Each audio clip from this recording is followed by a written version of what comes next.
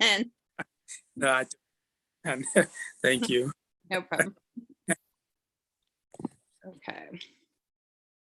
Let's see. Okay.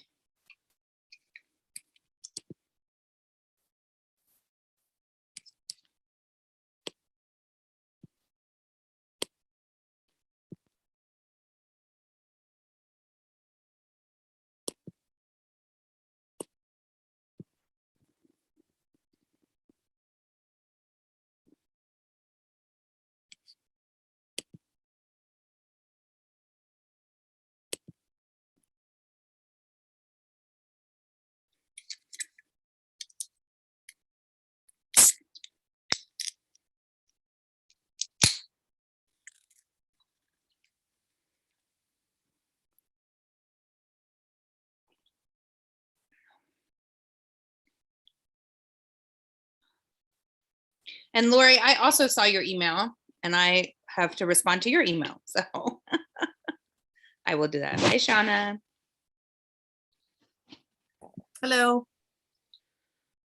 So it's 5:59 on my clock. We're still let's wait a minute or two.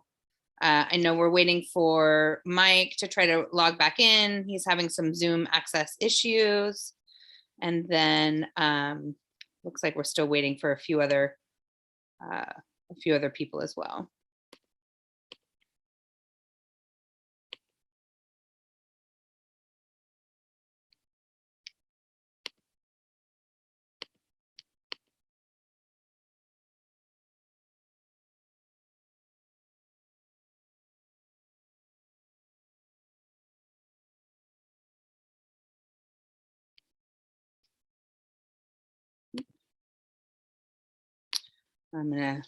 It's exciting. I get it.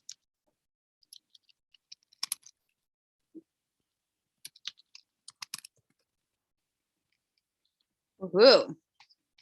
Gonna rename myself.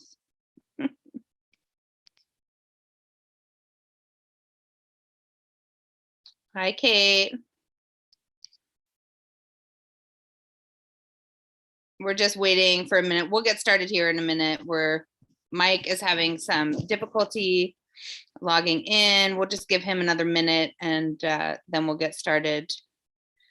And Kate we might have Kate give her update first, and then if you want to pop off, Kate, after that, if you need to. Okay, so we'll give you that. I'll give you kind of a quick moment, and then, or maybe I'll do my update first, and then you could pop off after if you want to do that. If you feel like you want to leave a little earlier. Sure. And I don't know if Micah is going to be joining us tonight, but we shall wait. And Ronnie, any update from Mike? Do you see him in the waiting room at all? I don't see him at all yet. I just sent him a text to see. He might have restarted his computer. Oh, there's Micah. Okay, good. All right, well, I'm looking at, all right. We'll get Micah. We're waiting. We're just having Mike is having some technical issues getting logged in tonight, so we will get started shortly. I apologize. I was a moment late for the same issues. So. Oh. Right. Now, does anyone have, as we wait before we officially get started, does anyone have any fun news from the week? Anything exciting to share with us? Any wins of the week, as we like to say?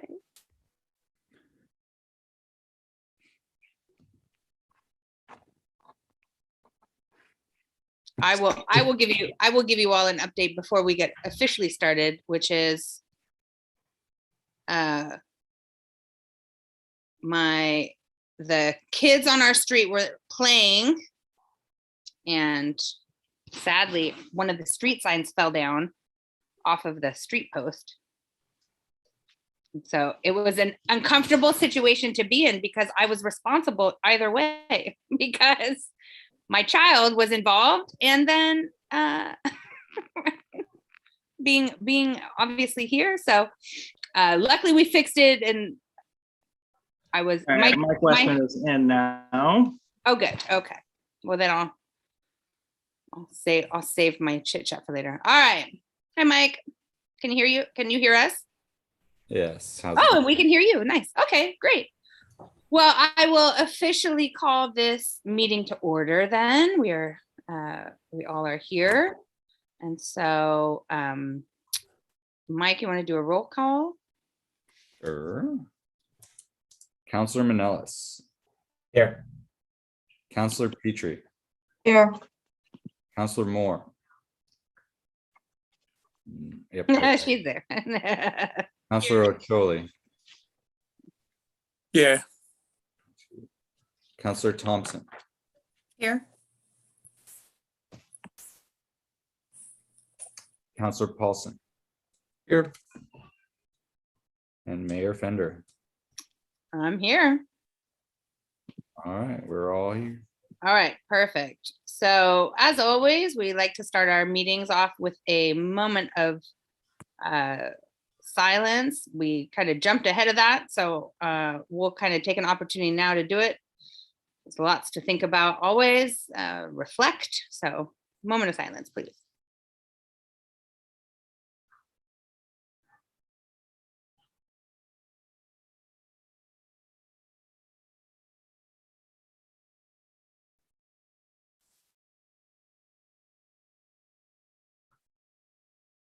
All right, thank you all. So moving on to the approval of minutes, we have none at this time. So we will go ahead and I'm excited to have a special presentation from the Family Justice Center, and our presenter tonight will be Rachel Schultz, and let's see.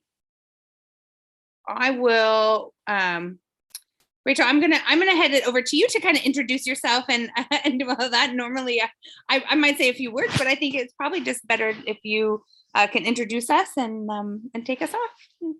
Thank you so much, Mayor, and thank you, Council, for having me here tonight. My name is Rachel Schutz, and I am the Executive Director, the new Executive Director of the Family Justice Center in Washington County.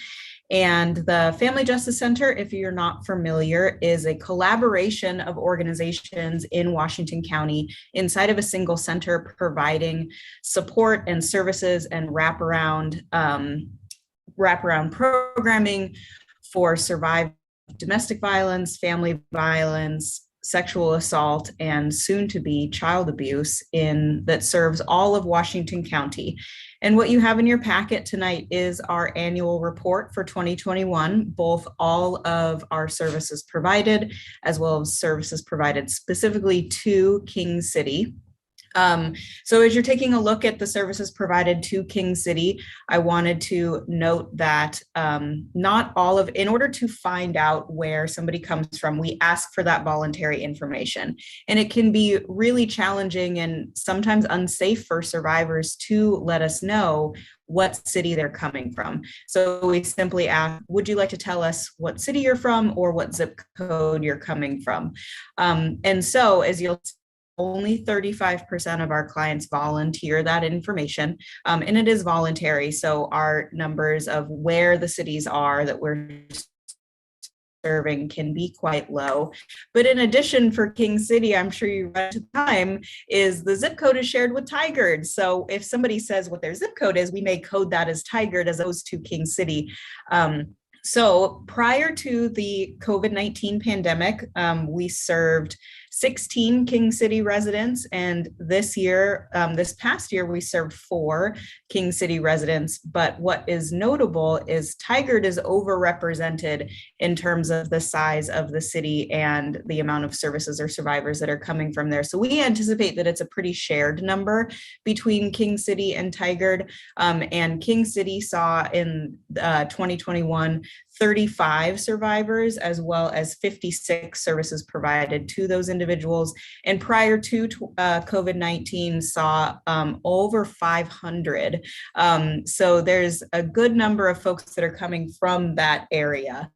And so we wanted to share that with you. The other thing that we wanted to share with you is we're proud to have been able to stay open throughout the COVID-19 pandemic. So we have a building, and the building is in Beaverton. And like I said, we're a collaboration of organizations. So we actually have 15 different organizations inside of the Family Justice Center providing services for clients. We have agencies such as the Domestic Violence Resource Center, the Sexual Assault Resource Center, an organization named Safety Compass that works on human trafficking and sexual exploitation. We also have organizations like Community Action, DHS, and various law enforcement agencies, as well as nonprofit legal aid organizations that provide free legal services to survivors. And so I say all that to say that the reason that we brought a Family Justice Center to Washington County in the first place is because of high statistics of domestic violence, sexual assault, and trauma that goes on in our state and our community.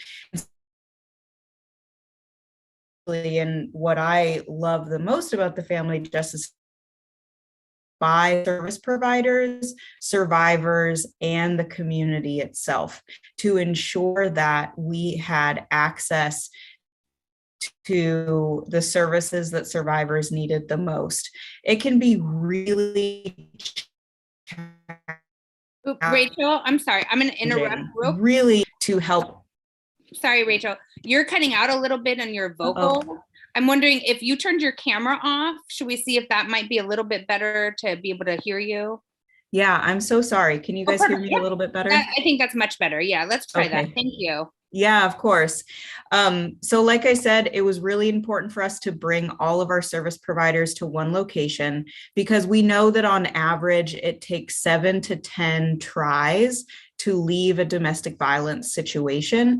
And more than that, if you have just experienced some sort of trauma that has to do with psychological violence, physical violence, or sexual violence, trying to navigate all the different systems to get your needs met is extremely challenging. That's extremely challenging for those of us that work in the system to navigate the system.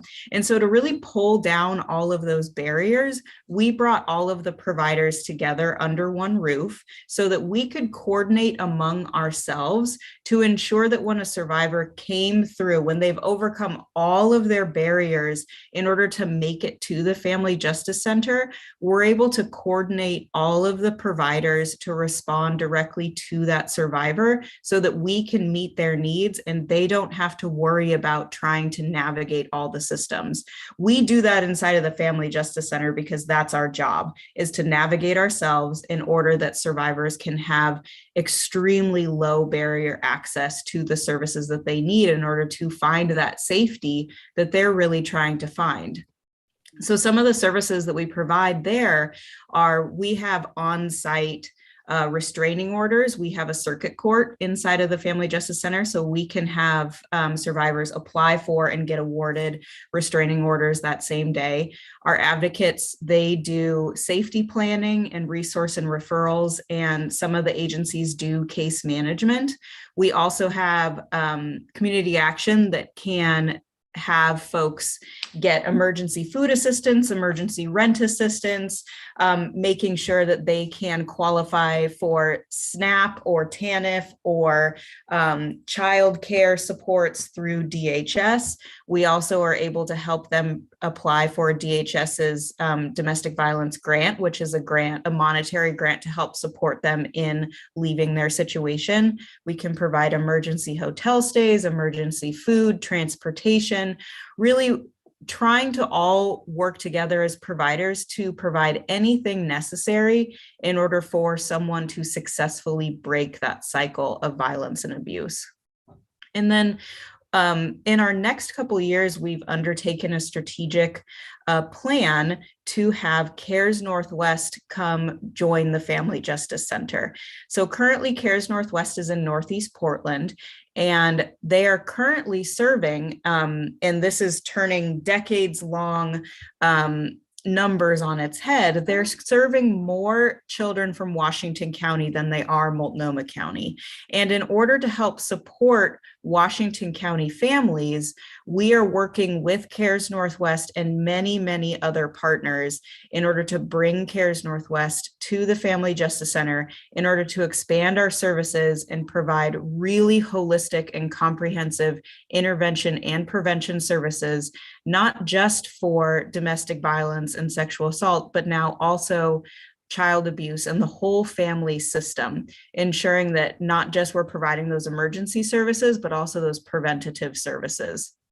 And so we're really excited to be able to share that the state legislature was able to make an investment in this initiative, and we will be searching for a new building because we need to expand our footprint about double to triple its current size in order to house all of the capacity that we're going to be able to provide, which is truly substantial.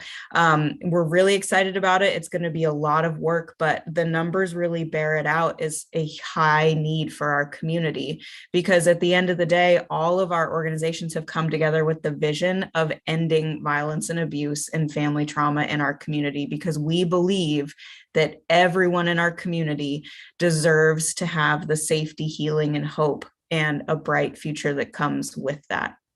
So with all of that explanation and information, I'm happy to open it up to questions if you guys have any, but those are our numbers and that's our annual report. Wonderful. Rachel, first of all, thank you so much for coming and speaking to us tonight. I had the distinct pleasure of coming to the opening. You know, I attended well, at the time, what was really the soft opening of the Family Justice Center.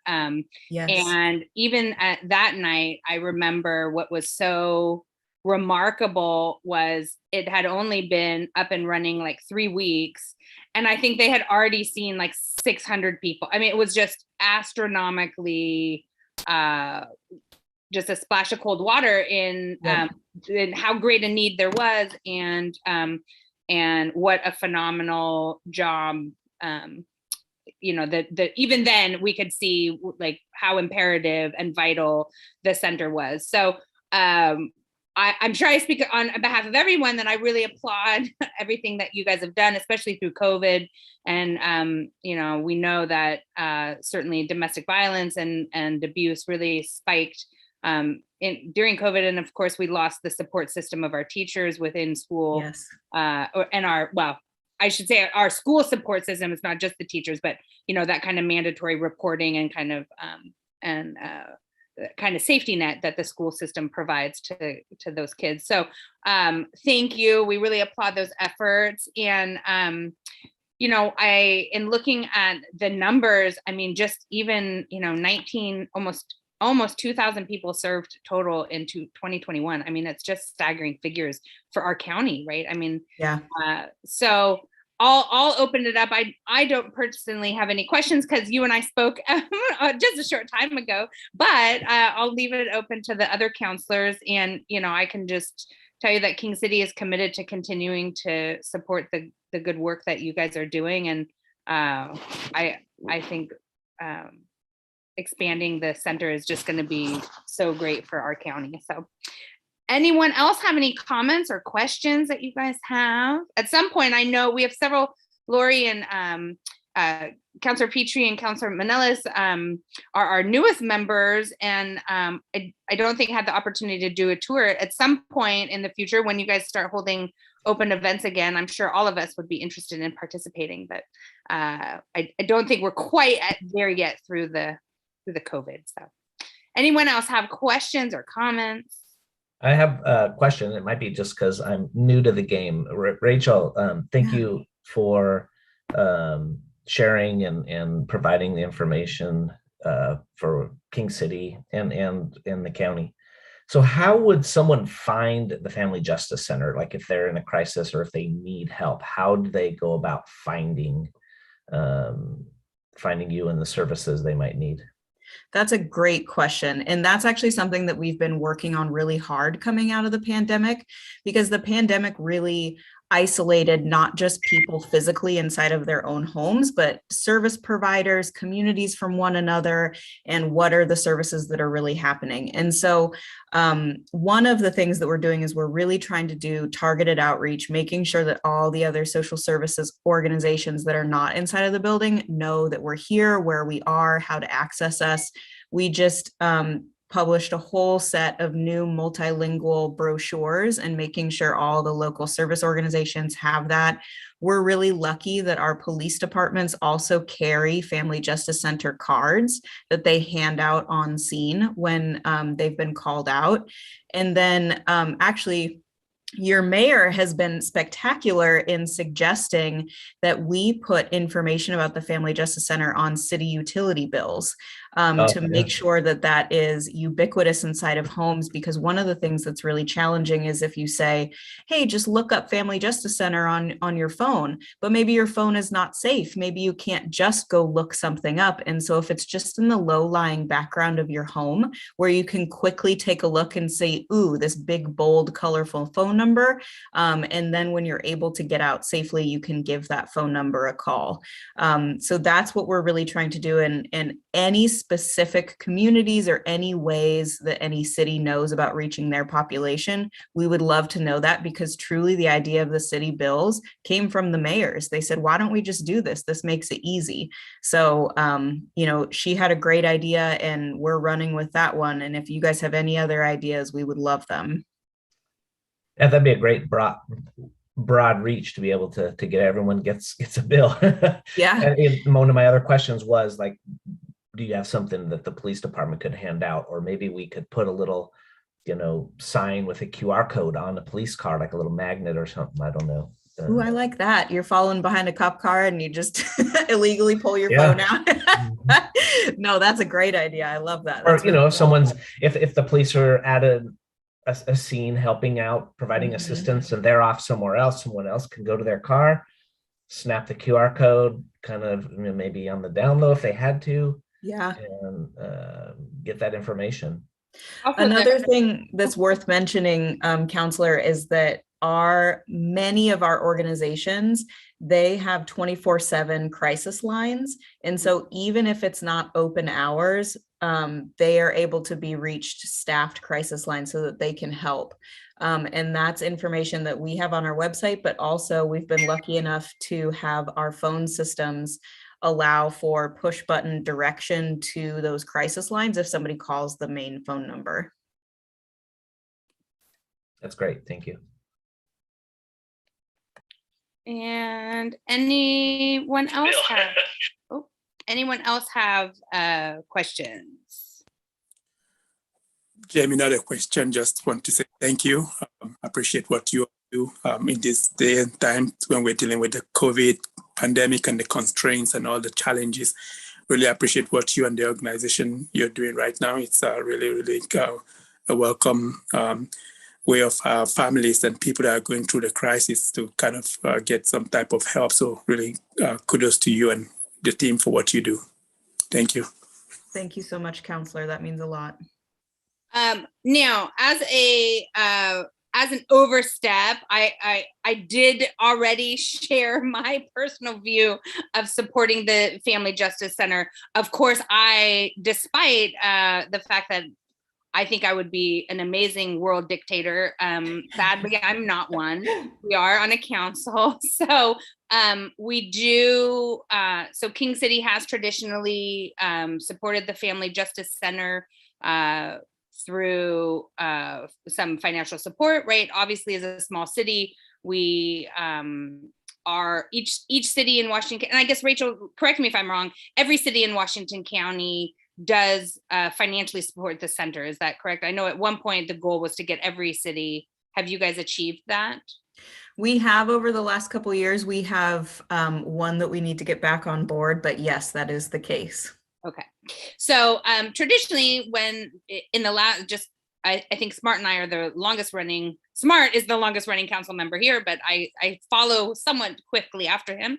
And so I know that proportionally each city gives what their budget can allow. And here, my understanding is the Family Justice Center is looking for a contribution of $3,500 for the year 2022. Is that correct, Mike? Is that, and so I will entertain a motion and discussion on our continued support, should we so choose, of the Family Justice Center. So I will open it up to the council. I move that, I'm sorry. Go ahead. No, go ahead, Smart. No, I'll second. You go ahead. I move that we do support the Family Justice Center for 2022 in the amount of $3,500 as outlined. I'll second that motion. Okay, so is there any discussion that is needed on the motion? So I just want to ask one question for Rachel. What year was that again that you guys opened up? It was 2018. 2018. Okay, so I thought we had kind of agreed to support you guys for 5 years to begin with. So this is just reaffirming the resolution that's already out there, just so the council's aware. You should be good to go, Rachel, I think through what would be 2023. So actually like next year per the resolution that was previously passed. Okay. So, But we have a motion in a second. So. right, so we have a motion in a second. So then, so I guess we'll consider, I guess on this, because so I don't have my Robert rules in front of me, Mike, but because of that, do we need to table the motion so we can have discussion on the, no. That's fine. Withdraw Okay. the motion if we don't need a motion. Yeah, but it's just it's a motion of support at this point. Okay, It's duplicitous, so it's just a motion of support. okay. So having the motion on the table, it was seconded, so I will take a vote. All those in favor, say aye, raise your hand. I've got 6, 7. Okay. That makes unanimous 7-0. All right, so Mike, back to what you were saying. So in 2018, we did a contribution for 5 years, which would take us through the following year. And so we need to essentially renew, assuming based on, I think it's safe to say that the city supports the Family Justice Center in an ethereal way. I'm not, so that resolution that was already passed carries us through till next year. And that's when we would then consider either renewing the financial contribution again for another 5 years or doing another balance or so forth. Is that what I'm understanding correctly? Yeah, and of course it's great. We get to have Rachel here again in another year. That's so. right. We can have, right. And maybe by then we can hear about when DA Barton told me that CARES Northwest saw more Washington County residents out in Multnomah, it just made my jaw drop. So I am very much looking forward to getting an update on that, because that's just so vital. So we will look forward to having you come back. In the meantime, again, if there's if there is any questions or ideas that you guys have, please, I'm assuming Rachel would be happy to be contacted directly, and we look forward to kind of continuing our support of the Justice Center. So thank you, Rachel. Thank you, Mayor and councilors. And again, if anybody has any questions, Ronnie has my contact information. And if you want me to come back and give updates on our progress that we're making towards the Family Peace Center, I would be more than happy to. Great. Perfect. Wonderful. Well, so thank much. you so much. Have a great night. And congratulations, Rachel. Good seeing you again. Thank you. All right, so now we move on to affordable housing bond implementation update. And we are going to hear from Shannon Wilson. Hi, Shannon. Thank you for joining us tonight. And I will turn it over to you and I'll let you introduce yourself and give us an update. Great. Well, good evening, Mayor Fender and councilors. Thanks so much for the opportunity to be with you. I did have some slides in the packet. So Ronnie, should I just share my screen, or I don't know the process for that?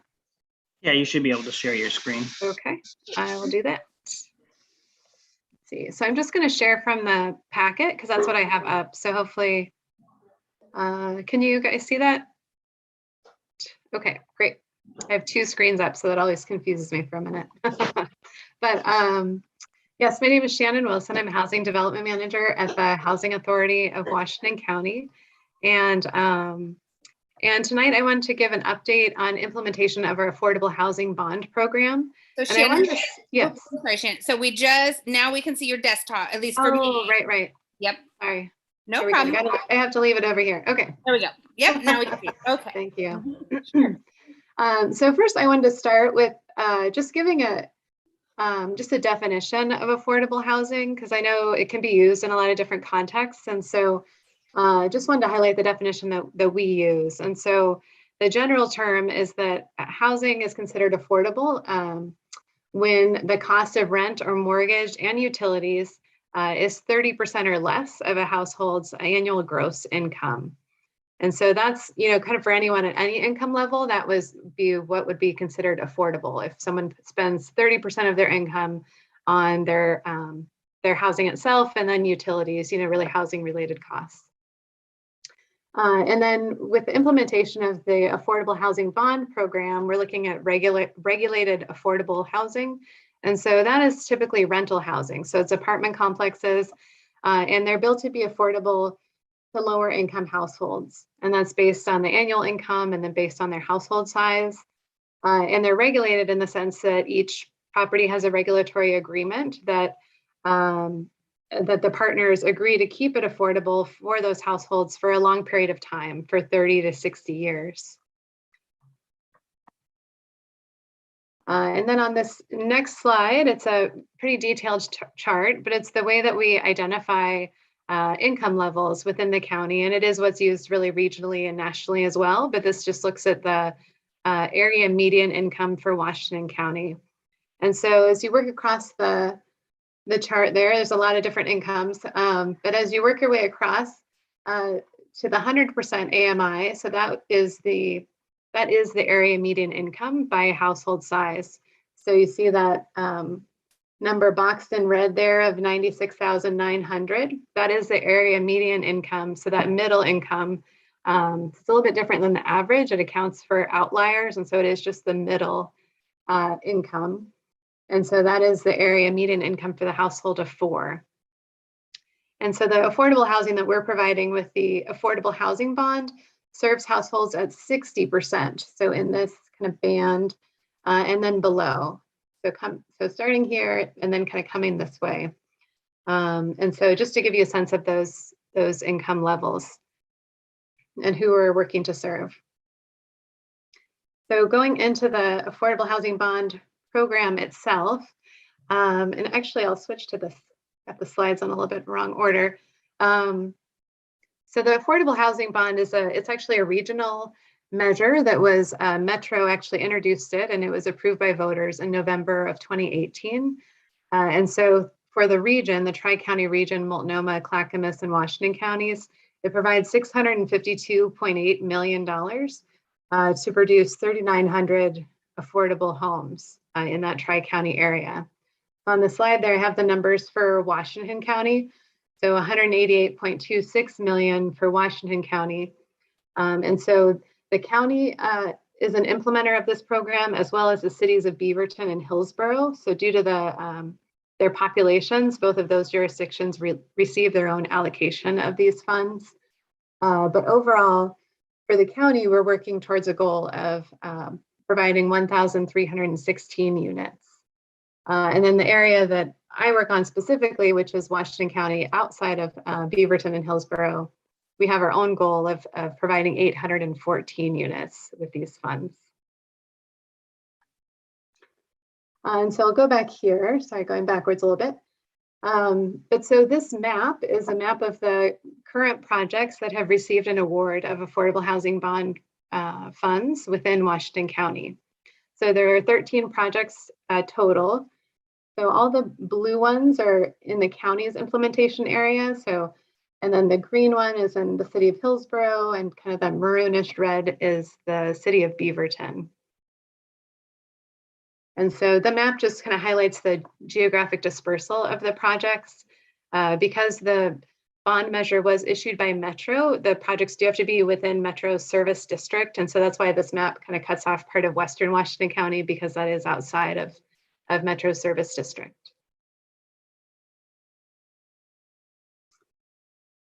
And so next, I really wanted to highlight some of our recent projects, because it's just really great to look at some of the images. And sometimes, you know, there's people think about affordable housing and think of, you know, have different pictures in their mind. And so it's always helpful to just kind of share out what some of these projects are looking like as they are built and as they start to come out of the ground, as we say, they start to be built. So this first project here is called Viewfinder. It's in the Tiger Triangle area at the intersection of 72nd and Baylor. So really right across from that Winco shopping center there, if you're familiar with that area. So it's 81 units. And so the image on the left is the building. It was completed in December. And so the first household started to move in just right before the holidays. And then on the two images on the right are some of the local art that's featured in the building. So 3 local artists were commissioned as a part of the project. And so there's art on all 6 of the floors with a focus really on connecting to nature, specifically within the Pacific Northwest, as well as the local area. There's some, like this picture on the left here is a collage piece, and there's some other collages that feature some older images of the city of Tigard. And so the intent with the art is to really help the residents connect with their local community, and then also connect with the natural environment as well.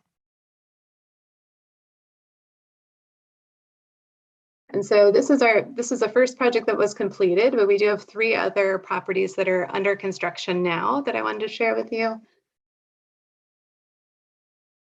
And so that first one under construction is called the Val Freight Avenida 26. It's 36 units of housing in Forest Grove. It's right across the street from Pacific University, from a stadium that they have there. And so you can see here in this aerial from one of our many gray and rainy days, the project really being built there in different levels of construction. And then another construction image here. And this project is actually named after Val Valfrey, who was the former director of the Housing Authority. He was also over 2 decades in the armed forces as a veteran, and also as a former Forest Grove city councilor. Another property under construction is Terrace Glen. And this project, it just began construction in November. So you can see that the construction photos are more going into the ground rather than coming out of it, but that work is underway, and we had a groundbreaking ceremony just last month. The construction began in November, but we were able to have a groundbreaking photo shoot with there's a chair, Catherine Harrington, our director of the Housing Authority, Comey Calavar, is there featured, as well as some of the project team.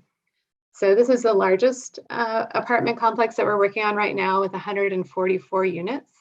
And the unit size in this building really runs the gamut. They range in size from studios all the way up to a handful of 4-bedroom units for larger families.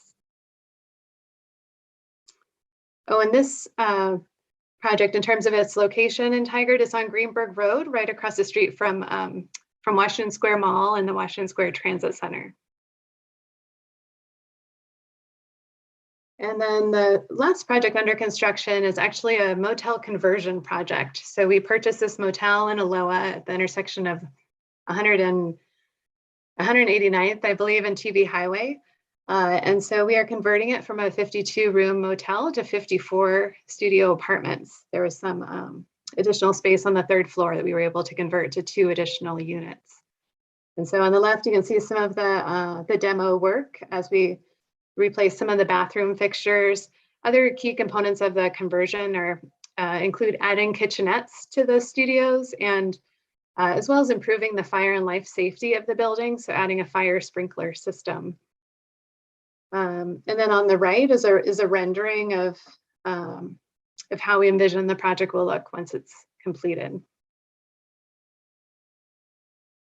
So I do have some other slides. I kind of prepared more information than I think the time I have on the agenda. So, so I think maybe I'll stop there. I want to be respectful of your time, and I'm happy to take any questions. I did want to just feature at the end, I have some more specific information about other goals around advancing racial equity and community engagement that we've done and next projects. But I did want to highlight here at the end, we do also have an annual report for our whole Department of Housing Services. So we are the Housing Authority of Washington County as well as the Department of Housing Services. And so it is available on our website and is a good way to learn more about this specific affordable housing bond program, but also our other programs like supportive housing services program, and then our housing assistance programs as well. So with that, thank you for your time, and I'll stop sharing now. Thank you, Shannon. That was great. I had a question. What's the capacity of the residents at Viewfinder? Just that appears to be the one that's kind of the most complete, right? So what is the resident capacity? Are you guys full yet, or are you still? And then I guess a secondary question is just is there someone on site that lives to manage the property, or how does the management of the units work? Yeah, those are great questions, Mayor. Thank you. So with the first one, with regard to lease up, so there are 81 out of 81 apartments, there's about 25 of those that are leased up now. Yep. And actually for that specific property, there's a partnership with the Good Neighbor Center, which is a shelter in Tigard. So they've referred some families there and individuals. And so they were able to move in beginning in middle of December. Oh, that's great. And then there is a property manager on site. There is a manager's unit there. So a manager lives on site and then is working there full time. Great. Wonderful. I will open it up to any other questions. Does anyone have questions or comments for Shannon? Micah.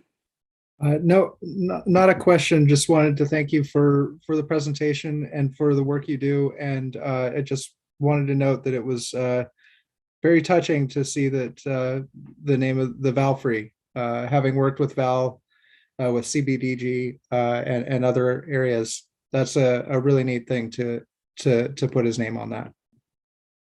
Oh, that's great. Thank you. Lori. Oh, Lori, you're on mute. Yes, correct. Thank you.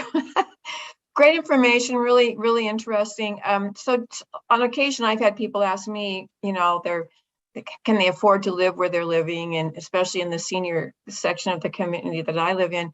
So is it by referrals, or how do people get funneled into the various properties that you guys are working with? Is it all through agencies, or can individuals reach out to someone, or how does that work? Yeah, that's a good question. So for each of the properties, they work with a property management company. And so sometimes there are units that are set aside for certain partners. Like in the case of the Viewfinder, there's a partnership with the Good Neighbor Center. But for the most part, these units, they rent the same as other apartments. So individuals can approach them and, they'll have their application available online, or people can go to the leasing office and fill out an application. It's just that they will be required to provide maybe more detailed information about their, financial information, and that's required for the, just for the different funding sources that go into it.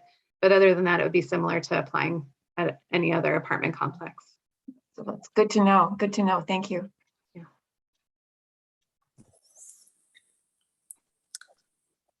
Jamie, I was also going, most of the questions I had have been answered. So thank you. Again, just want to echo Mike and say thank you for what you do in this day and age.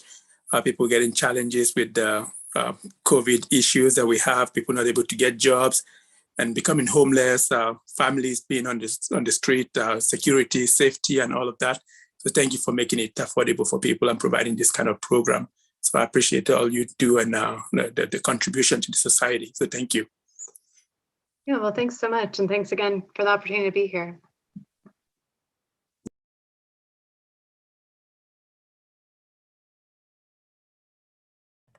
You're on mute, Jamie.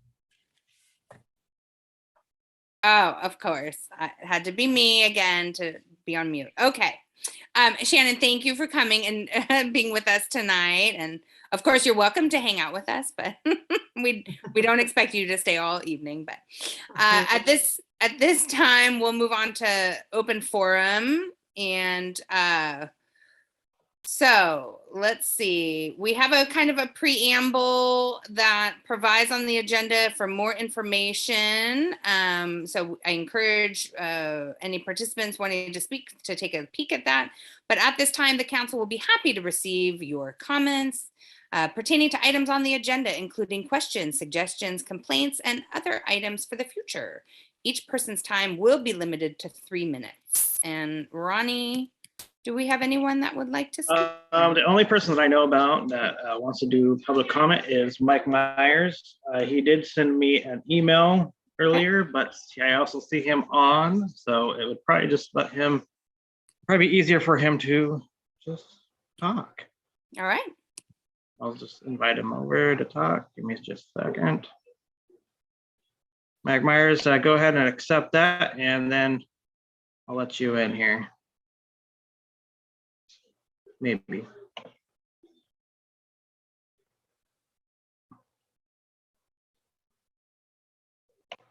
I think he just has to unmute, Ronnie. Yep. Mike, if you can hear us, you'll need to unmute. Yeah, Mike, exactly. Unmute if you. Hello, Mike. Yeah, sorry about that. Ronnie, if you just want to read the statement, that's fine. I don't have it. So. Okay, I can do that. Appreciate that. All right. Thanks, Mike. All right, so on more than one occasion over the last few weeks, I've been watching the news accounts, how the local and national blood supply is critically low.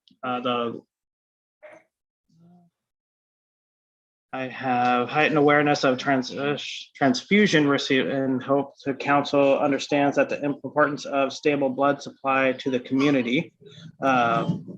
I'm asking the council to coordinate with the American Red Cross to organize and promote a blood drive. If you feel this is a worthy cause, a partnership with TVFNR reaching across the highway to Summerfield, communicating to the citizens through the HOAs and possibly some friendly competitions between the various groups involved. So that's about it. It's mostly about trying to get awareness of a blood drive going. So that might be something we want to talk about in the next council meeting. So Mike and I has some time. Well, while we have Mike here, can we just ask dates, Ronnie? Were there dates in the letter? I believe he's asking us to coordinate a blood drive within the city, not inviting us to participate in one that's already there.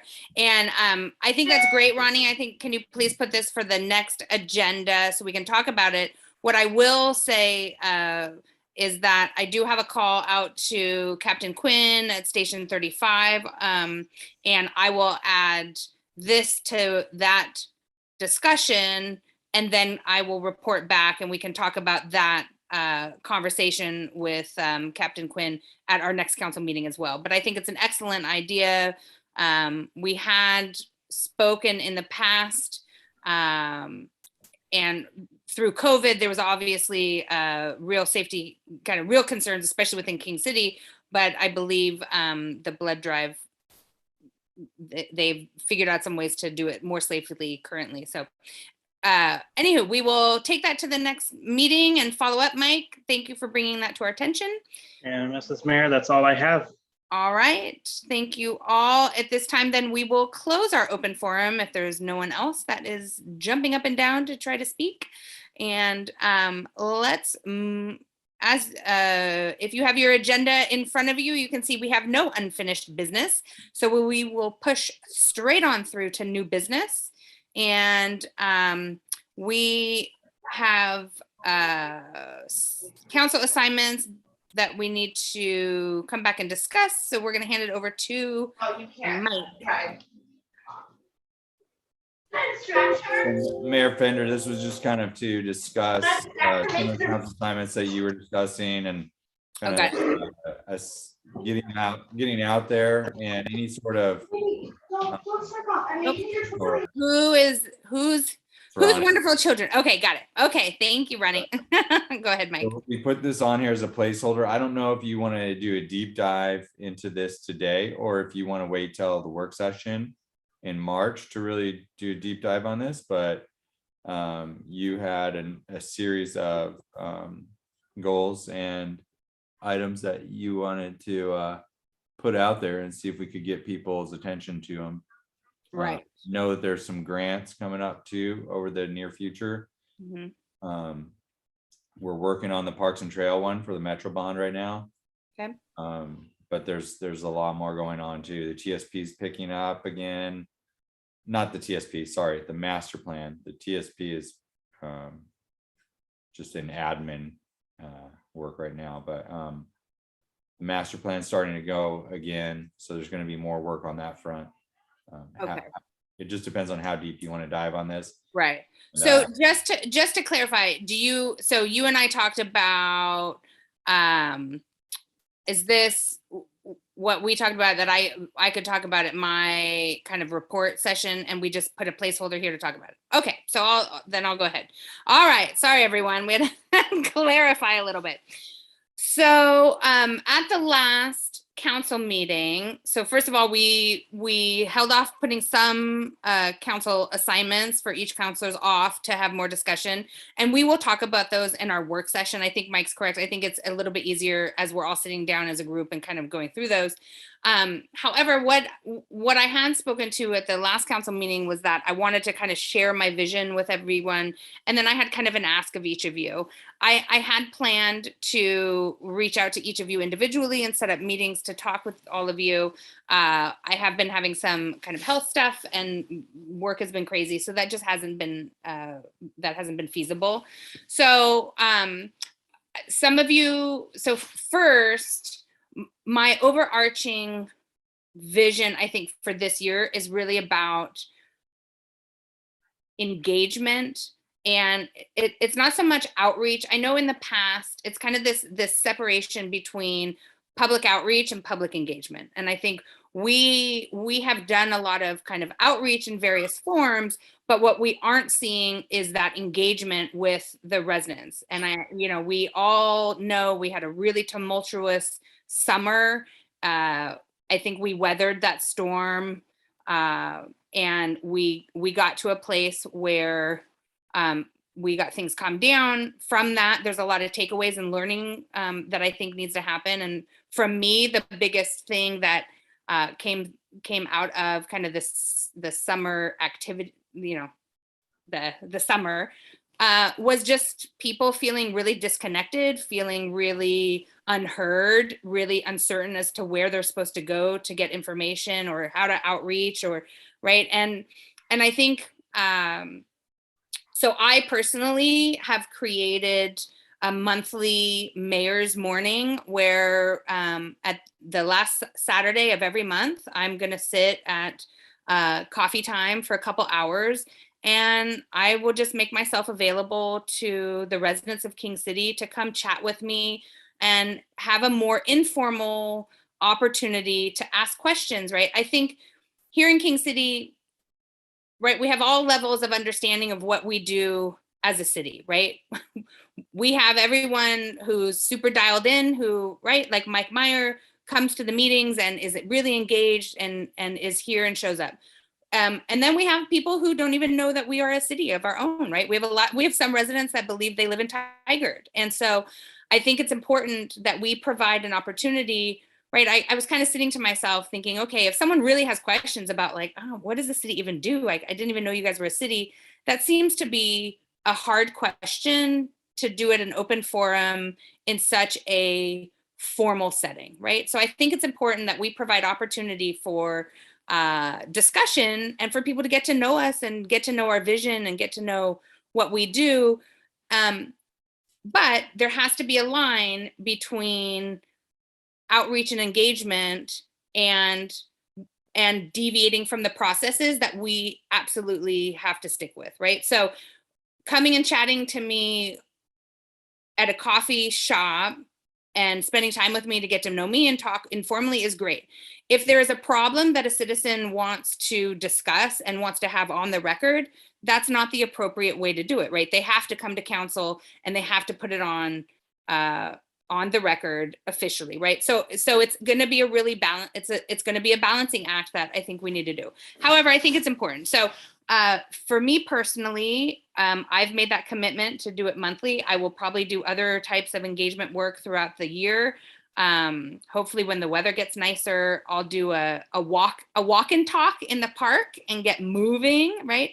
But for now, that's going to be it. I am going to ask each of you to take an opportunity. I haven't thought of a fun name yet, but Council Corner or, some Council Coffee, I don't know, we'll do something. But what I would really love is for each of you to take, to volunteer a similar time frame. We will talk about this at our workshop, our work session, excuse me. But what I'd really love is to pick equally another time that's set that is going to be at the same time every month, right? And then each of you will just sign up and take one of those slots 1 month out of the year. And we'll also get King City Police. They have shown an interest. They want to also participate. So it will kind of be another form of outreach. The other item that I wanted to highlight for you guys for our work session, so just to start thinking about, is we have a ton of projects that we have wanted to accomplish, and we just haven't been able to get off the ground and run with them, right? So as an example, getting a student on council or getting a student on the planning commission, right? That is something that we have talked about for years and years, and we just haven't for lots of various reasons. One being we're very small staffed and our staff is already completely overburdened. So that's one issue. But what I'm going to ask is if I'm going to come to our work session with a list of those projects that typically over the last couple of years, we've said, oh, this is a great idea, or this is something we'd like to do. And I would love for each of you to take one of those projects on and to kind of run with it. That doesn't mean I'm going to expect you to completely do it all on your own, right? But it does mean, okay, if there's something that you're really interested in. So for example, I know that Kate is really passionate about getting a student representative into the city and figuring that out. And so I think that's something that Kate's going to volunteer to take on. And she will just be in charge of figuring out how to make that come to fruition. What is needed, what steps have to go into it, right? What funds are out there that we need to look at, right? Whatever it is. And then, so I'm going to kind of ask each of you, we don't need to stick to that list, right? You guys can each come up with, if you have a separate project that you're like super passionate about and you're like, you know what, I think getting a horseshoe field in King City down at the park is something that I've always wanted, right? Whatever it is. But I think that there is room for, if all of us can take on a little bit of a project, as we know, we have a big year coming up, then we can take a little pressure off of city staff, but we can still get deliverables out there and bring some, I think, really amazing things to King City through that help. So that's kind of my vision. That's kind of my ask of you guys.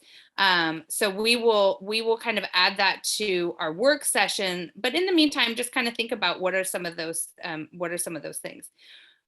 the last point on this before I move on is one of the council assignments that we talked about was the CPO4K. And I asked Mike to take that off of our assignment list and put that maybe down the line so we can talk about it. I had a wonderful conversation with Kathy Stahlkamp, who is the president of CPO4K. And what we ultimately kind of discussed, I mean, it was a long conversation, but one of the things that I think would be a great thing is instead of assigning, Mike or myself to the CPO4K, is we rotate the counselors through who's going to attend the CPO4K so that the residents of King City get an opportunity to meet all of you, right? They're sick of hearing from me. They hear from me a lot. They're sick, really sick of Mike. And so, however, we also need to be really careful that we know we have a lot of really difficult conversations coming up, right? And what we don't want is we need to have very clear, concise, and accurate information that is being being put out there, and that it's consistent and all of those things. One of the things that I think has not been helpful is by virtue of Mike and I attending the CPO4K meetings and wanting to be helpful, right? A lot of times we'll get asked questions that we answer, and I will put this on myself. I will answer off the cuff, right? In an effort to be not in an effort to be transparent, but in an effort to be communicative. And I might not say everything 100% accurately, or I might not give all the information that's needed because I'm just in the moment trying to respond and be helpful. And so what I would like to do is I want to separate out, right? If the CPO4K invites us to present so that we can present accurate and prepared information and have a robust discussion and figure out who the best person is to speak on the topic, right? It might not always be me or Mike or one of you, right? Maybe it's Keith Lineman, maybe it's someone else. But I think getting our participation as a city to be more kind of laser focused so that we don't have kind of misinformation coming. And then also going back to what CPO4K traditionally was, right? Which was kind of getting everyone engaged together and kind of getting to know, right? It was a chance for citizens to get to know their officers and their police officers and their sheriff deputies and their counselors and so forth. So going back a little bit to those roots, I think, so with that, at our work session, what I'd also like to do is get a schedule of the CPO4K meetings and hopefully have each of you volunteer, which month one of you is going to attend. And then just know it will probably be 5 minutes on the agenda where you get to introduce yourself and talk about why you became a city councilor, what you love about King City, or what, whatever, but not like laser focused, tell us about Fisher Road, but more like, let's just introduce ourselves and get to know you, right? So I think that will really help. CPO4K is a really important, right, part of our community. And I just think in the last couple of years, our relationship has been complicated, I think is a fair way to say it, right? And I think by uncomplicating it a little bit and getting back to roots and then, right, getting back to this, I think it will really help both people feel informed and but also help us make sure that, right, accurate information is always flowing out from the office. And it will probably make Mike's life easier if I stop talking so much. So, so I'm going to take myself out of that and, anyway, so that's kind of a little bit, so that was just a lot of information to throw at you to say, we're going to talk about a lot of that at the next meeting, but I just kind of wanted to give you that. And I was interviewed by Tigered Life. And so I had shared a little bit of those thoughts with Barbara. And I didn't want you all to read an article and say, oh, Jamie's volunteering me for lots of different things without letting you know. So we will talk about it, but so that's kind of it. Mike, anything else in that you think I need to touch upon? But No, I think you covered it pretty well. You know, I'm always up for help. So, and Well, and I know our staff is just right now with all the planning work going on one side and all the police work going on the other, and the new body cam stuff and a lot of the other things. We just have so many, and the passports. That's another thing. Is like with the other cities shutting down their passport windows, that's taking up a larger chunk of our time. And we just switched to Cassell, so there's this whole admin with our finance department as well. And so we are stretched pretty thin right now, staff wise. So I'm definitely not going to reject any help that we get along the way, but we can definitely discuss it in more detail at the work session, maybe talk about, at least then we'll have some budget figures maybe, or at least preliminary budget figures we can take a look at to see if there's potential things to add a personnel piece here or there. yeah, But, I have some HR discussions to have, and we do have some executive session things that we need to talk about. So we'll add that all for the next meeting. But there is so many grant opportunities out there, and some of the grant writing, right, is extremely daunting, and you have to be a professional grant writer to really to pull it off, right? However, there is a ton of very easy, very simple form grants that are low hanging fruit, that aren't, that are smaller grants that really could go a huge way in King, right? We don't need I would love a $300,000 grant for something spectacular in King City. Don't get me wrong. But the reality is really we would be we would be benefited in the short term for just a $5,000 grant, which is probably like only a 2 or 3 page form. So I think by trying to streamline a little bit of this other stuff where we can not miss out on some of these opportunities is just going to be so great. The other component I am working on, and I'm really hopeful to bring it to our work session, is I am trying to create or design a citizens advisory group, a framework upon which we can get engagement from the community on very specific types of projects that we can bring, right, people's passion and people's expertise in the community together to try to create some of these some of these projects, right? So for example, for me, I've always really wanted to have a community garden in King City, one that the entire city can work in, one that we can get the school involved in and have kids come down, right?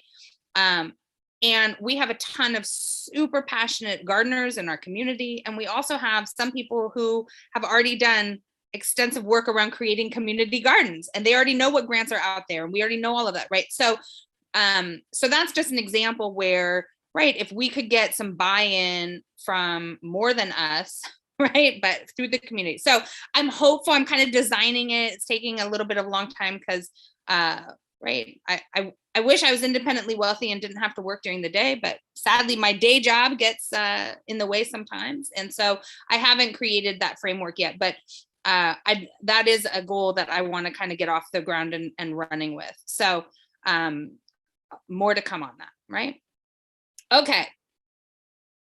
Any questions or comments about all of that I just threw at you? I haven't seen anyone turn off their computer and leave the meeting, so I'm gonna at least accept that as curious, curious, I don't know, curiosity / potential interest. So we will move on to Chief Hapala and the Chief's report. Everybody hear me? Yes. Okay, sorry, I'm in my truck. So I'm going to start with a question that was asked at the last meeting on the analog radios and when they were going to bring that system down. And literally the day after that we talked about that, they advised that the new system's so good that they were dismantling it as we speak. So there's the answer to that question as far as backups for our radios. One of the things you'll see just with the current climate and things that are going on is there's been quite a crime spike in Washington County, and in particular in vehicle thefts. Like Tigard had 32 in January, I believe, and their average is less than half that historically. And we had, I believe, 3 in King City. Wow. And what we're finding is the majority of these cars are being dumped in Portland, and so that kind of goes towards and a lot of the arrests or prosecutions that are being made through the Washington County District Attorney are for people that reside outside of our county, not within. And also, I know there was some information I put out, I believe Ronnie put out in October about catalytic converter thefts.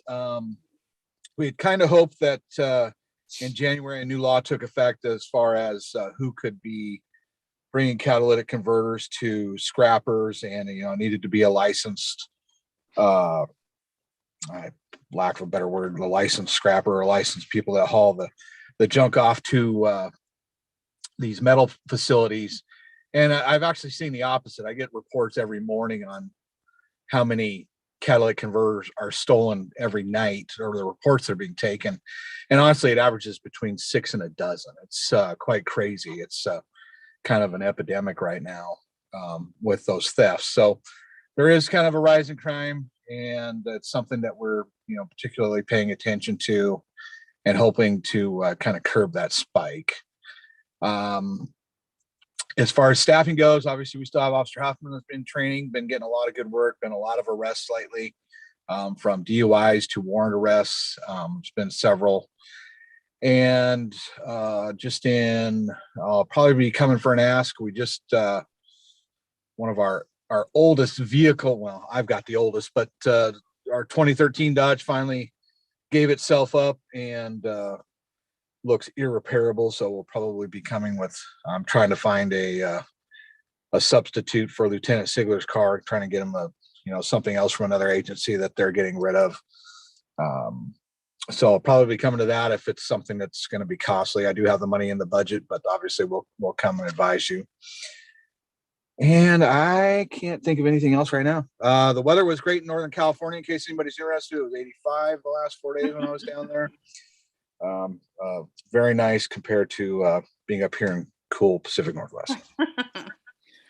Chief, I was at our Washington County Mayor's meeting. DA Barton and Sheriff Garrett were there, and they talked about the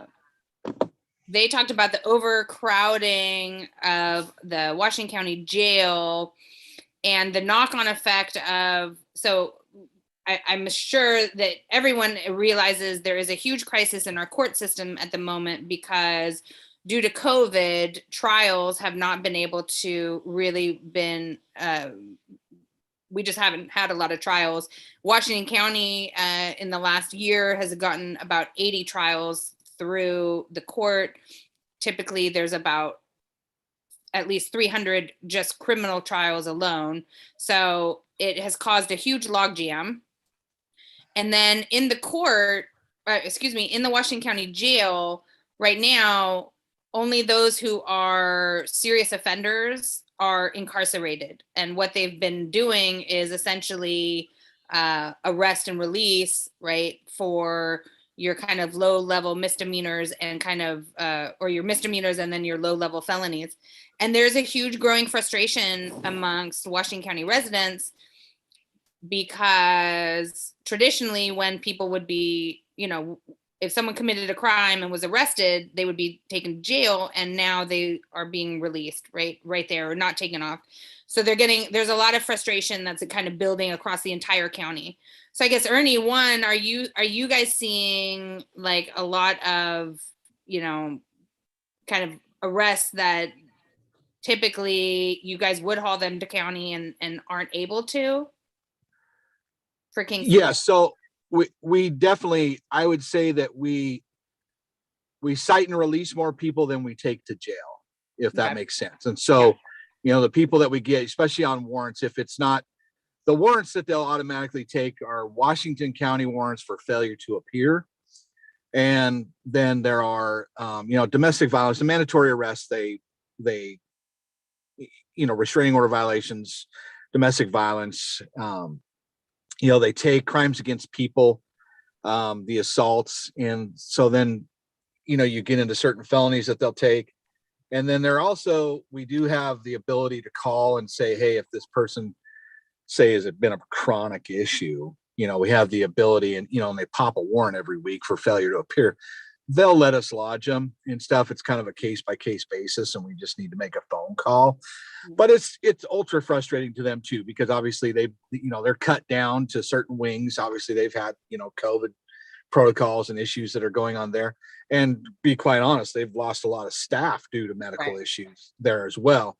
And so it's been super frustrating because, to be quite honest, you hear the same names on the radio almost, I'm not gonna say daily, but it's pretty darn close.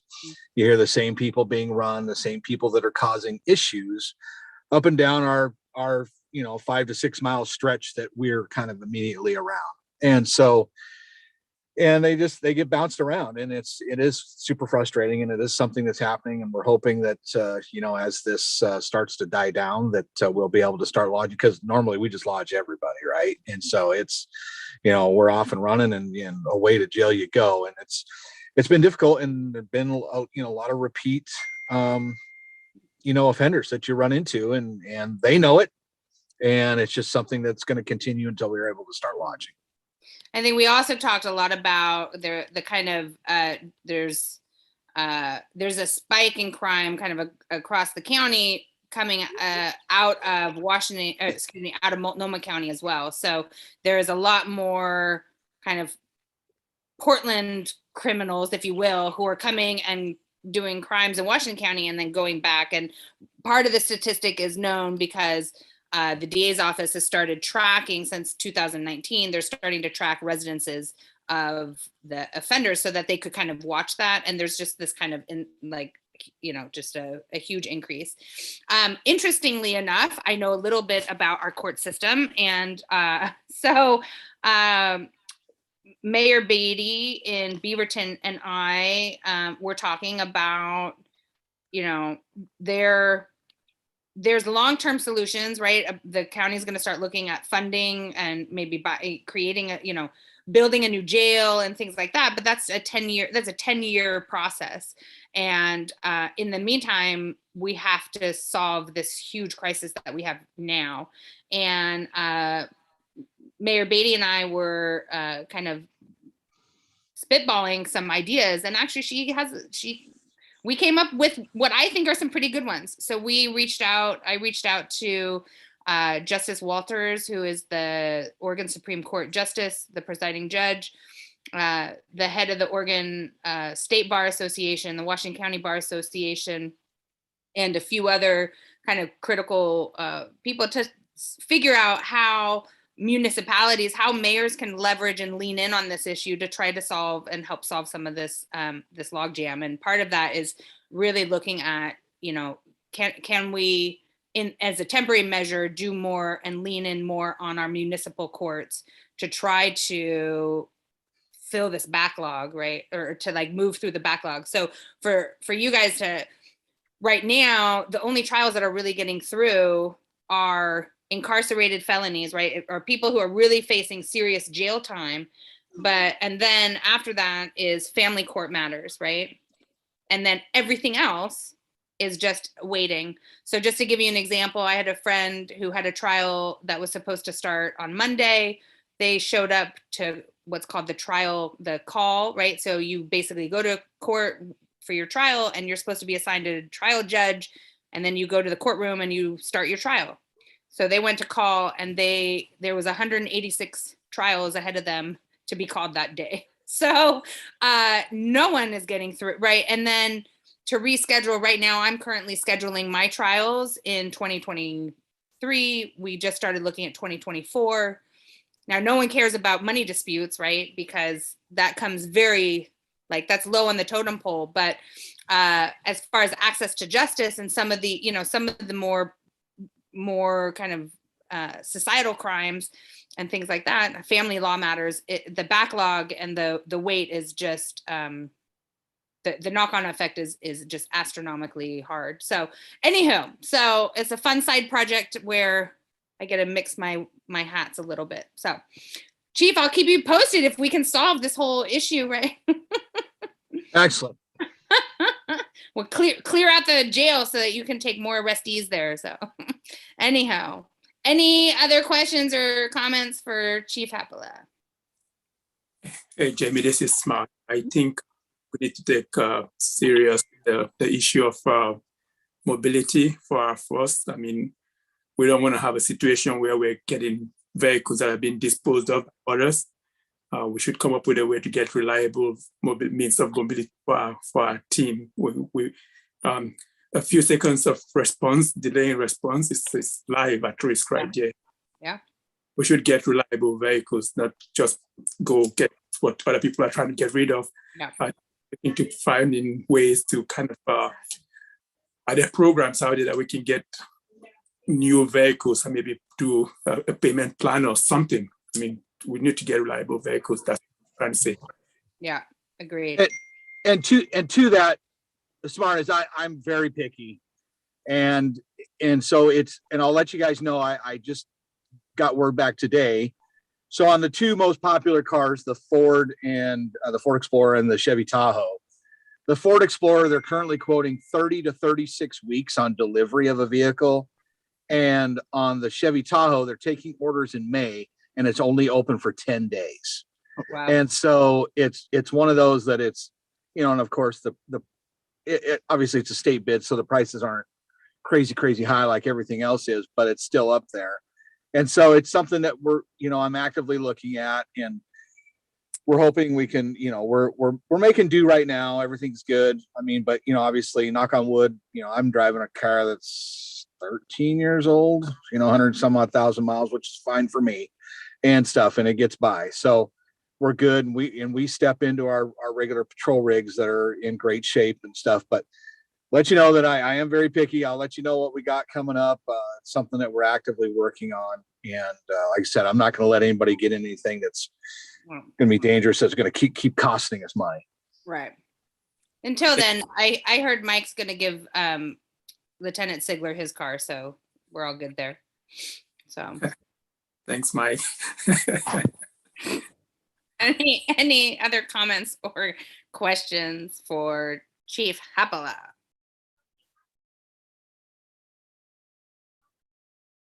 All right. I did.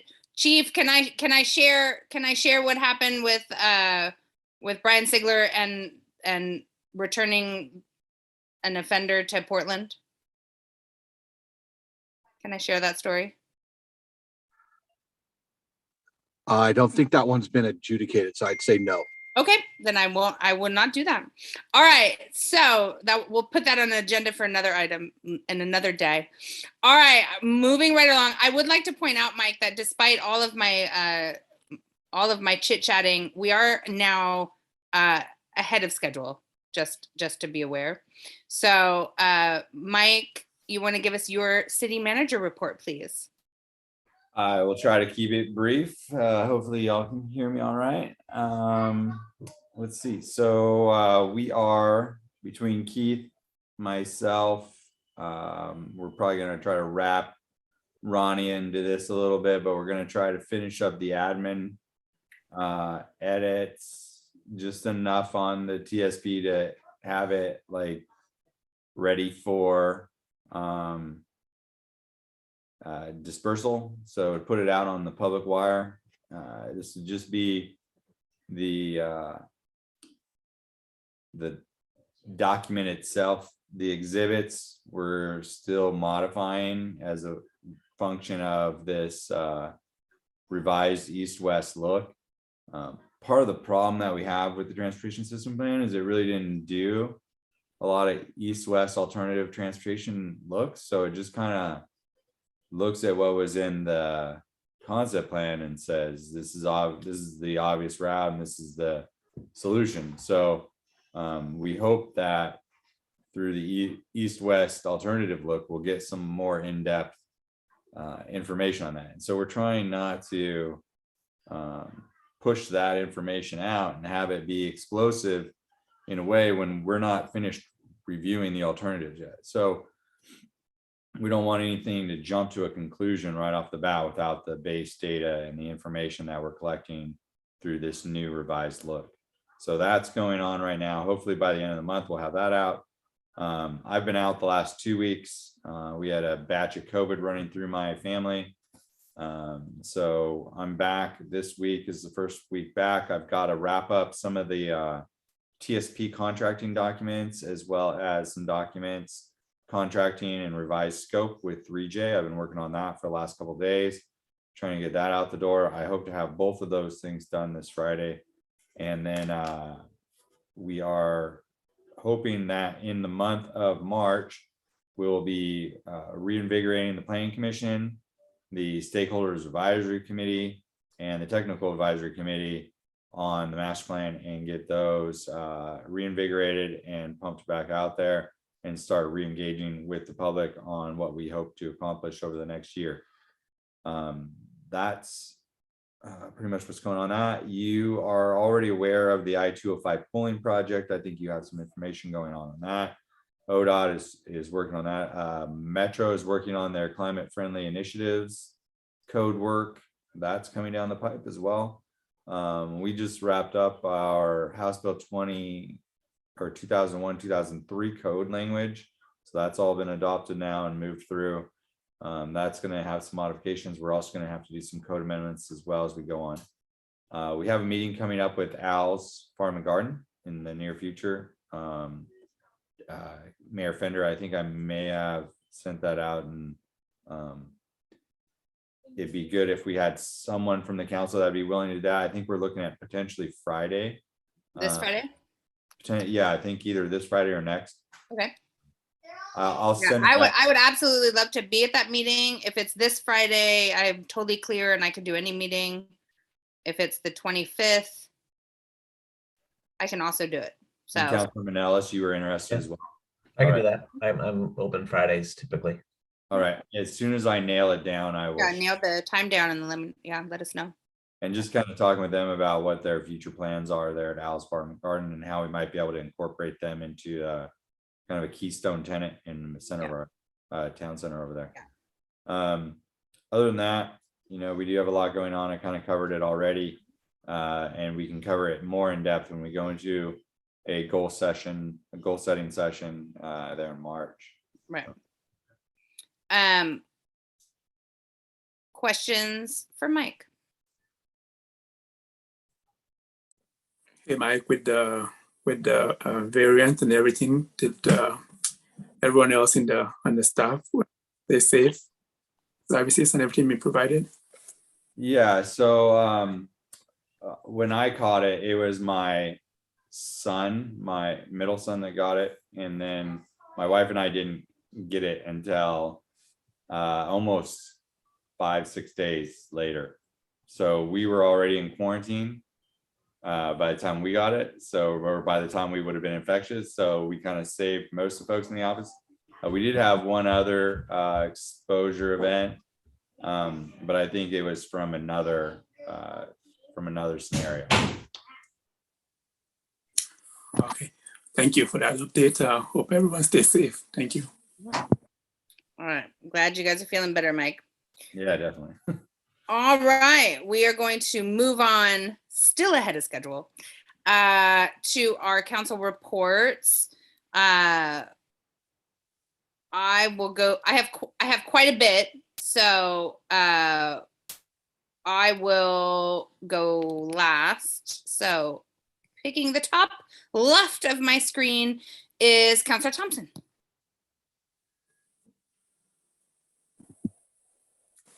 I have a question, and that is it's probably Ronnie, but maybe somebody else can answer. The Highlands HOA, I'm the primary representative for that one. Are they meeting in person at the clubhouse? That's what it says on the document that was sent to me. Does anyone answer to that? Or are they doing Zoom kind of HOA meetings? Does anyone know? I think they're doing Zooms, but I can double check for you in the morning. Okay, because that'd be great. Thank you, Ronnie. Other than that, I don't really have anything to report. Thank you. All right, next up is Counselor Petrie. Unmute myself here. So I did attend the MPAC meeting on January 26th, which was their kickoff for this year. The new chair of that committee is Joe Buck, the mayor of Lake Oswego. And the agenda was a kind of an overview and talking about policies and things they expected to discuss this coming year. The actual agenda included the I-205 tolling question and also RTP vision for the 2023 and the changes they're going to need to be working on for that. But the RTP discussion got pushed off because all the conversation was about the I-205 tolling. So anyway, I'll just talk about that just a little bit because this was all new to me and you guys may already know these things, but anyway, so it started off with a presentation by ODOT's Urban Mobility Office. And it's ODOT, of course, that's proposing this amendment to the 2018 RTP, which adds preliminary engineering phase for the I-205 project to the RTP and to the MTIP.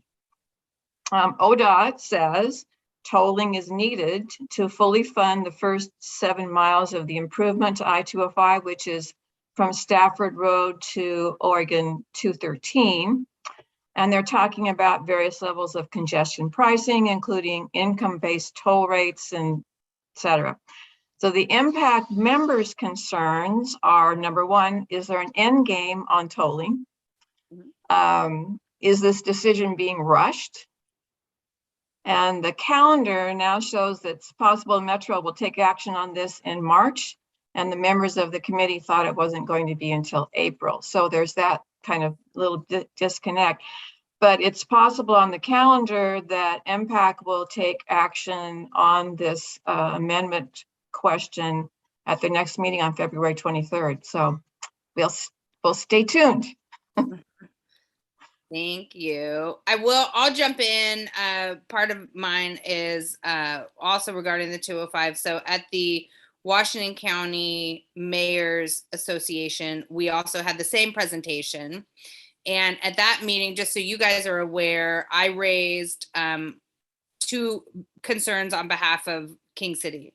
So one is we have tolling and construction going on at, or discussion, and it's funny, it is mirroring a little bit of what we're doing. So right now, this really is a discussion phase. And so, of course, everyone's kind of hyper excited about it because it's the start of the discussions, but so we have 205 happening, and then we have the actual construction just started on 217. And so obviously for us in King City, it's about diversion, right? Like when we don't have any kind of improvements for Highway 99 that we are aware of coming down the pipeline, and we know that in order to get from I-5 to Hillsborough, one of the quickest routes, and I shouldn't say this on recorded, right, but is through the back roads through King City and the back roads of Washington County. And then, right, just there's a lot of ways for our neighboring communities to also use King City as a bypass through and divert through to other back roads. And so one is, right, we are very concerned about what is the idea for addressing the diversion that both 205 tolling is going to create. We know it's going to create it. And right, how are they going to address that? The other issue is for us that I raised is there's a big push, to divert some of this through public transportation. And that's really great in your more dense cities that are along the I-5 corridor or 205. But in the deep suburbs, which I consider us to kind of be, we don't have public transportation, right? We have public transportation at accessible points along Highway 99, but we don't have any way for our residents to get from their homes, right? If they don't have transportation. So when we start talking about transportation as alternatives, we need to be realistic and kind of transparent about the fact that, right, in some of our cities, right, we don't have transportation, public transportation. And so those are the two kind of points that I raised. And this is Highway 99, as all of you will remember, was a big passionate issue for Ken and Mike, and I am carrying that torch forward. So as we kind of talk, I think the 205 tolling is going to come up at all of our committees of various forms. And so I just encourage us always to kind of continue to highlight the issues that us and along our neighbors, right, have with 99 and congestion and, you know, all that diverted traffic and so forth, right? So I just thought that was a good point to tag onto yours. Lori, anything else for the good of the order from you? Any questions for Lori from anyone else? I will add that I have reached out to both of the HOAs that I'm going to be in contact with. I'll be attending the King City condo meetings at the end of the month. I met with the president there. I've also talked to the president at my local garden villas. So awesome. More setting up the lines of communication. That's the thing, right? So right. Yeah, absolutely. Thank you, Lori. That's great. I'm sure they really appreciate that. And so good work. All right, moving right along. Smart. All right, Jamie. Yes, just a few things to share here. I attended the Water Board advisory meeting, and a few things were discussed. Just the regular updates on water being shared.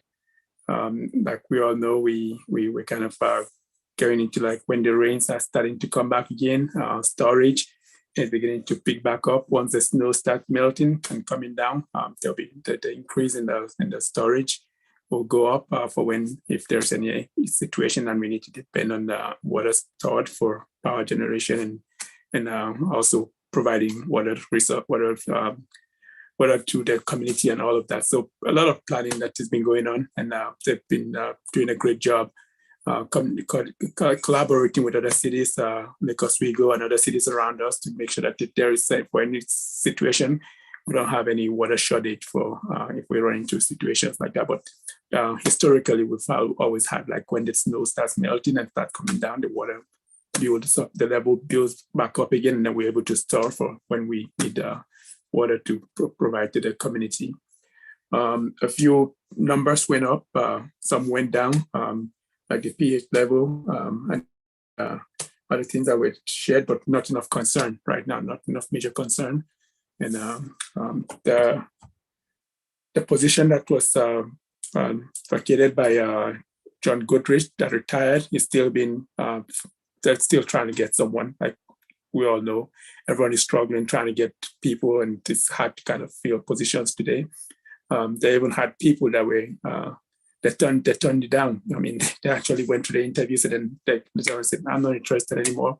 They probably found something more interesting or more paying more money or something. So they're still trying to fill that position. So right now they just have, I think it's Brian is still filling that position, John's boss. So he's still kind of providing updates at meetings. Let's see if there was anything else from that meeting. We did get an email, but thanks for sharing that email, Mike. And I reached out to them, a citizen complaining about pressure issues. And so we'll see if there's any, but at the meeting, nothing was mentioned about any concern regarding pressure or anything, but we'll see if they have any kind of explanation as to what's going on. Maybe if there are other complaints, but nothing else was brought to the meeting, to the group's attention regarding pressure or any other concern. I was also at the Edgewater HOA meeting, the 20th of January. That was when the meeting held, and it's just about time for some of the board members. The time expired, and so they're doing kind of a new kind of voting going on. There's ballot voting that's closed on January 24th for people that are interested. I think 2 positions opened up. Joe's time is up, so I think Joe is running again. So the next meeting is tomorrow, where they will announce who the new 2 board members, board of directors will be. So I'll be attending that meeting. But overall, the group is doing well. The budget got back to being positive again when the Greens. A number of concerns that were raised were like trees on the streets, and whose responsibility, and the safety concern about trees falling and people walking or running or walking, their families getting injured. And so that is also something that the group is tackling, working with the right groups to make sure that we do it to keep the standard consistent, right? So that way people are not just doing everything however they want to do it. The HOA is coordinating that just to make sure we're all doing it the right way, and everyone is doing it consistently to keep it all standardized for us in the neighborhood. Great meeting. A lot of people were kind of appreciative of the board's term and those that were leaving. And so looking forward to tomorrow's meeting and see who all got elected to serve on the board. And that's all I have today, Jamie. Thank you. Thank you, Smart. All right, Mark. Hello. The only thing I really have is I reached out to the property owner of the 131st and Fisher, and he said about mid-April is when they'll start construction there. So that'll be more traffic coming through. And I just wanted to, I want to make sure for anyone listening that, so first of all, what is being, my understanding, Mike, correct me if I'm wrong, but this is my understanding, is that phase 1 of this project, right, is that they are building the residential units, right? So it's unclear the next step, but it's residential units that are going in right now. And just like, and I'll just put this on the record, right? Just like any other property that is out there, right? Once once the application and all of that has gone through the planning commission, right? The city has no participation in the build process, right? Right, this is a private lot that is being developed by a private owner. It has nothing to do with the city. So I just want to make it very clear, because I do know that there is going to be some panic that starts, right, as soon as individuals see, whatever bulldozers and so forth on that corner. It is going to, so what I do think would be helpful, I know Ronnie put out a little notice. Washington County is in the neighborhood also doing some construction work.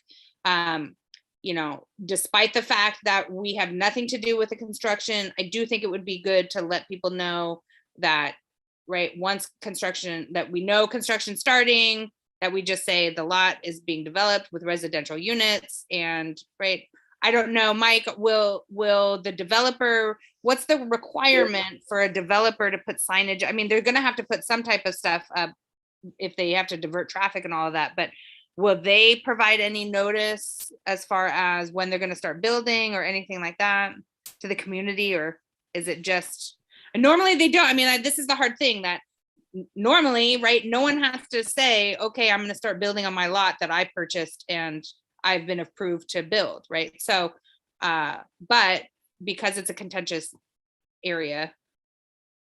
Yeah, most of the permitting's already been done on that lot.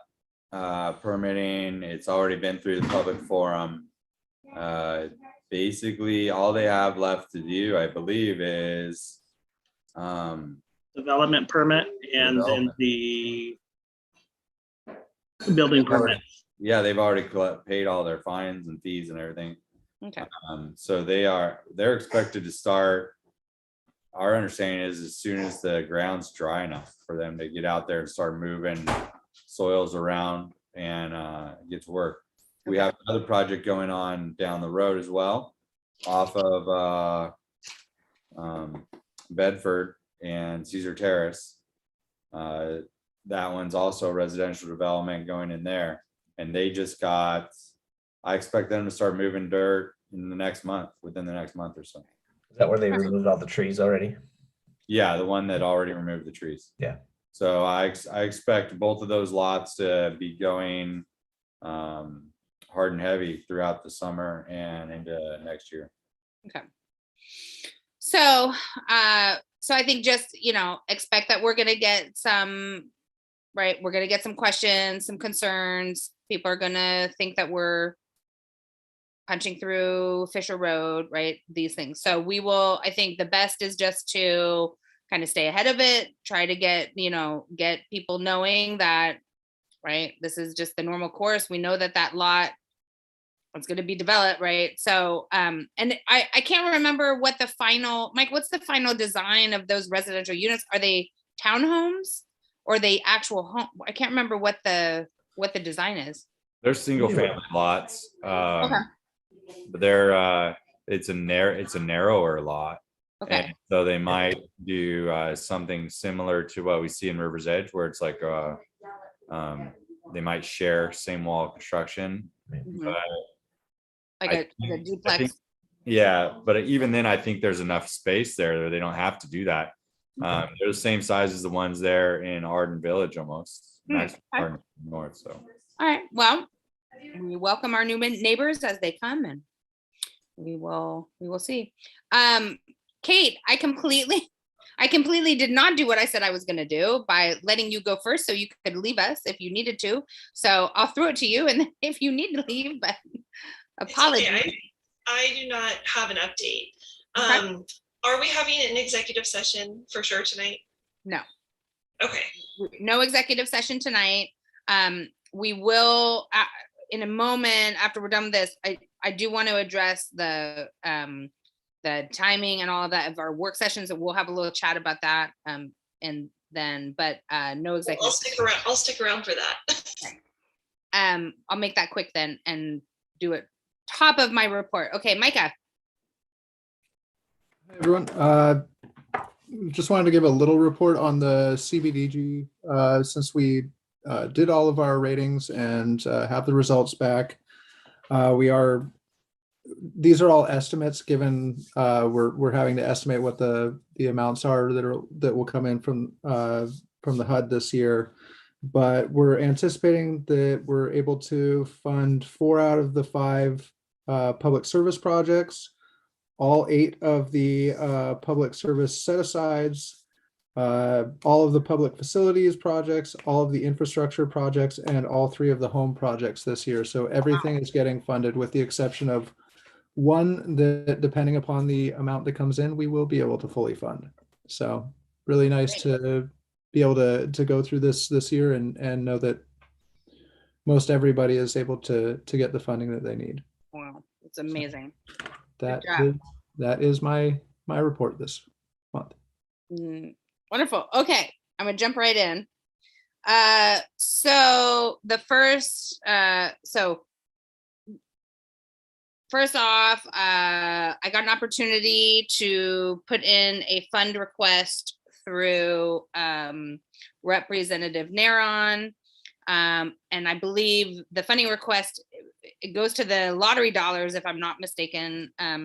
So Rep Neron asked us to put forward a couple funding requests for projects that were shovel ready, if you will, right? So we have a lot of projects that we know we want coming down the pipeline, but this was really for what can, if I got you dollars now, what could you do?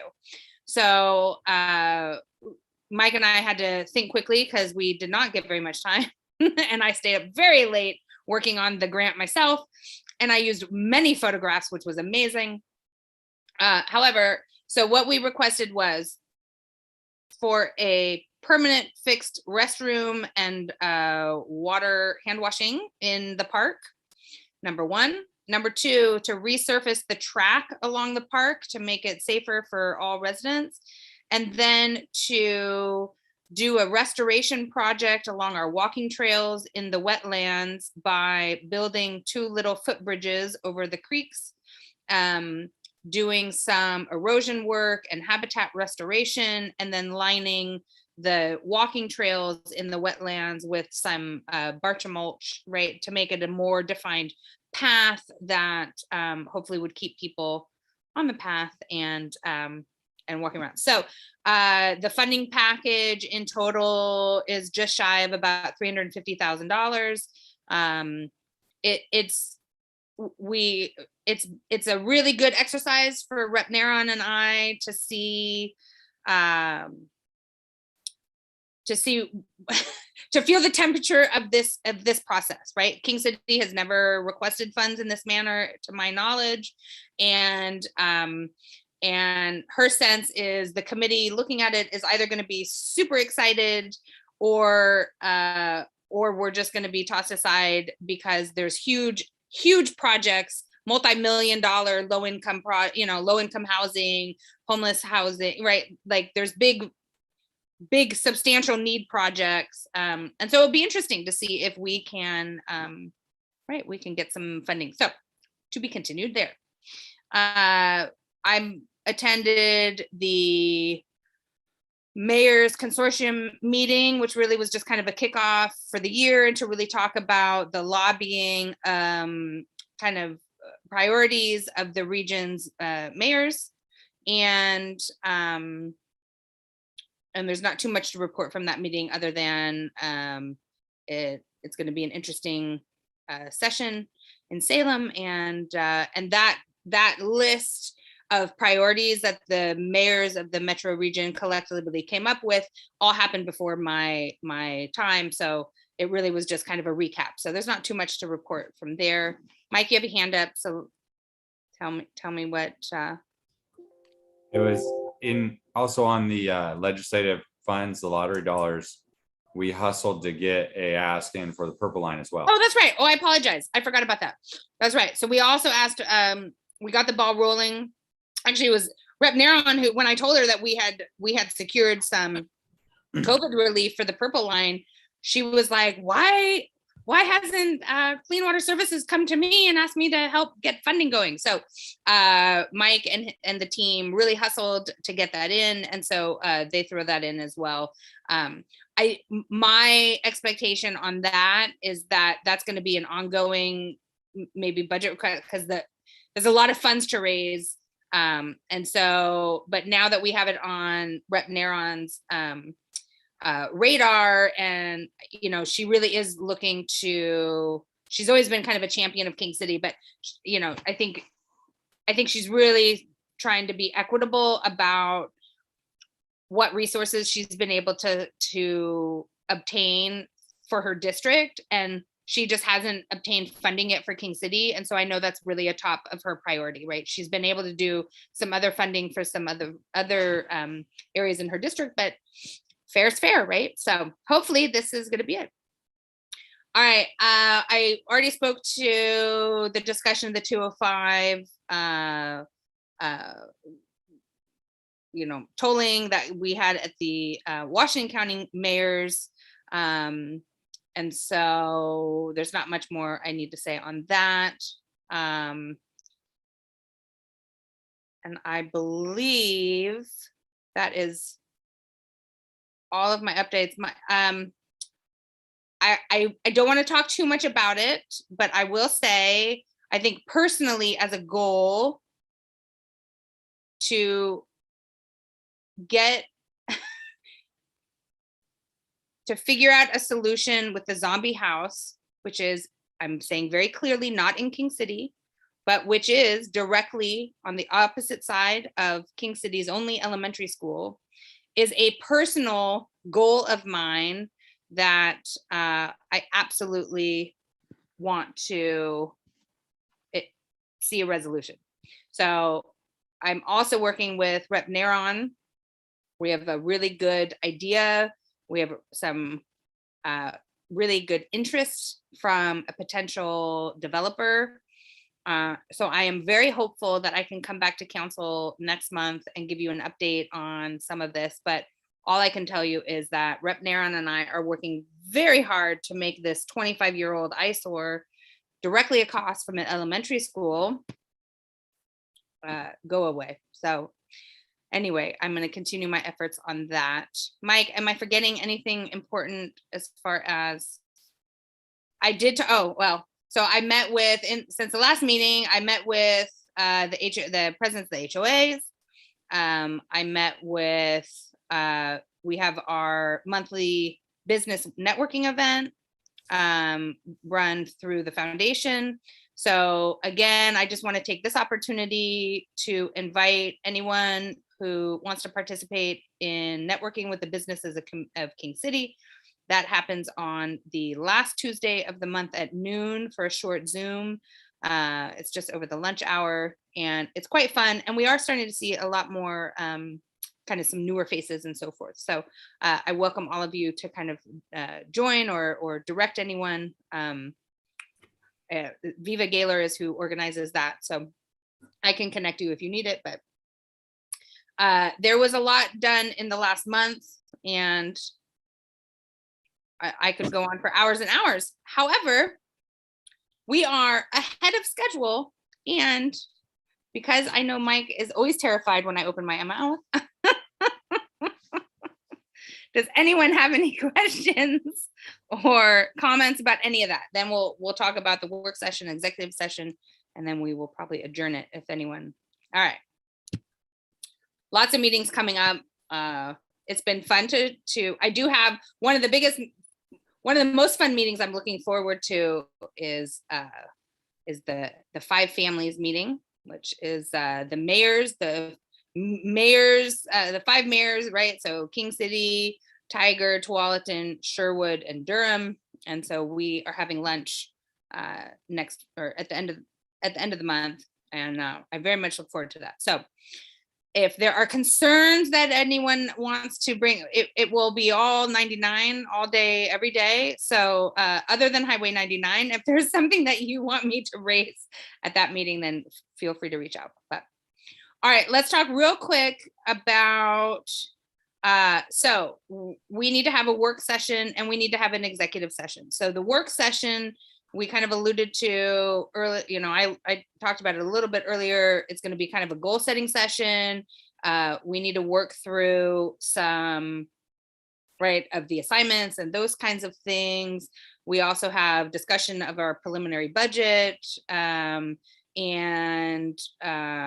so it's going to be an opportunity for us to kind of come together and brainstorm and do a bit more spitballing of discussion and not such a formal meeting like this. The work sessions typically are during the daytime. It's to give, right, one is we kind of need staff on hand if questions come up and we need answers right away, right, then Mike can go and run and get Mira to answer a question or so forth. So we have typically always used them at that time. For the most of us, we work and it's hard to schedule meetings during the day without too much notice. So I know Kate has a conflict for this coming work session. Does anyone else have a conflict with the date? So Mike, Kate, is it only that, is it the time? If we did it, what's our flexibility, Mike? Could you do it the same day, but maybe during office hours, but in the afternoon? Like, could you do a 1 p.m. instead of a? Yeah, if we did like a 1 to 3 or a noon. Well, I was thinking we could hit the lunch hour, go like, 12 to 2 or something like that. Then we could provide. Kate's a teacher, right? So. Yeah, so I'm personally not available that day. It's Read Across America Day. Oh, okay. And so there are big events at our school. So the earliest I'd be available would be 2. Aside from that, though, I had no idea that there was a work session planned for that day. I mean, Mike has filled me in and he says historically it's been the first Wednesday of a month, but I'm just, if I had more notice too, then I mean, the first I saw it was when I saw the agenda, and then it said work session 3-2, and I'm like, ah. So if we could have some process in place for planning them out further, and obviously if we have something urgent or emergencies come up, that's that, but. Right.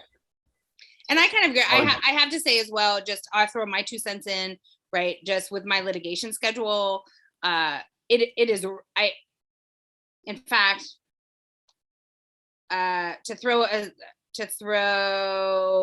a ring on the rich, I actually just today scheduled a deposition over that entire day. So Mike, what if we did like maybe a Google calendar to look at a different, a different day, and maybe the work session we figure out, it might be good in the future to have a consistent, like this would be work session day, right, that we can plan going forward so we don't have this issue. But for this particular one, can we change the date now, or is it because, did Ronnie already notice it? Is that? It hasn't been noticed or sent out yet. I mean, we don't have to, we just have a resolution that says that we do the work session on the first Wednesday of the month. And then we have a regular session on the third Wednesday of the month. So it just fell into our schedule. That's where it would have been the placeholder when you asked about getting a work session on the calendar. That was the earliest one that was in our schedule. Got it. That was already kind of bookmarked for us. Okay. So if I circulate a doodle, or we get Ronnie to do like a calendar doodle to pick a different day, do we have to? Do you want to push it to April? I don't want to push it. Well, So per the resolution, and it was either 20, I forget the year, it was 2019. For that resolution, the first and third Wednesdays are held for council meetings. If you guys want to do a new one, you would have to do a new resolution. And can we pick the time on? So could Yeah, we do? But the time would- is fine, right? We can pick our own time on that same date, right? time is fine. It's just the dates. Okay. And I don't recommend moving the dates. No, You're available after 2 on that day? So yeah, if we started at 2, Kate, would that work? Yeah. So are we not differentiating council meetings from work sessions? Ronnie said that the resolution says council meetings are on the first. and third. No. Yeah, so I'm sorry, it was Special work session. yeah, what Mike said. The So work it's a special session work or session special? First Wednesday. Right. And then we do the regular council meeting is the third Wednesday. Now, we can do a special meeting. It doesn't have to follow any particular schedule, but like, we're just trying to throw this out there that was in our schedule. We don't have to hold a goal session right off the bat. Like, we still haven't got drafts of the budget yet. I'm asking Mira to go out of her way to try to get me some preliminary numbers on budget, but we're scrambling with the new Cassell software right now. We're still missing the final audit numbers and the final financials from Mike Mars on our accountant. So it's a mad dash to try to get you figures and get you a goal setting session in March. And Okay. the only reason we're doing this is because Mayor Fender asked us to schedule a goal session as well as the new counselors. So I'm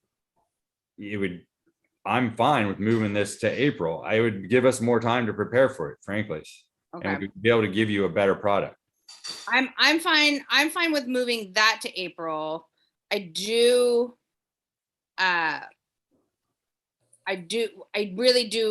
really need an executive session to talk about HR stuff. So it seemed like the best idea. I don't think that can wait until April, candidly. So, and the problem is we need some budget figures to be able to have that conversation. So can we hold an executive session outside of those dates, or does that fall into that resolution as well? You're gonna I'll talk to Peter, but I think you could do an executive session as long as you provided ample notice. Okay. right? So that you need So, sufficient notice that you're holding an executive session. right. There's not a lot of public engagement there, but you at least have to give the press a chance to be present. Right. So Would it be just, possible, though, to have those numbers by the third Wednesday of March to be able, or at least preliminary, to be able to do that? Then, Yeah. I mean, we already have that spot marked in Exactly. our agenda to have. that's what it I was all thinking in. as well. And so I think what we do, Mike, is let's hold an executive session at the March meeting, the March council meeting. And just for all of you, the executive session, we need to talk about some HR issues. I want Peter Watts to come talk about some legal stuff. And then, and those are the two things. So go ahead. I will ask Peter, like. Oh, yeah. See, yeah. See if he That's part can of the attend. problem. Right, exactly. I forgot, right. See if Peter can attend. You know, it would be great if he can attend that to talk about some stuff. If not, then we can still hold it and talk about some HR stuff and then then we can take it back to him and we can do. We can Right. bounce off him, yeah, sure. Exactly. And then why don't we hold our goal setting and kind of that conversation, that workshop, why don't we hold that?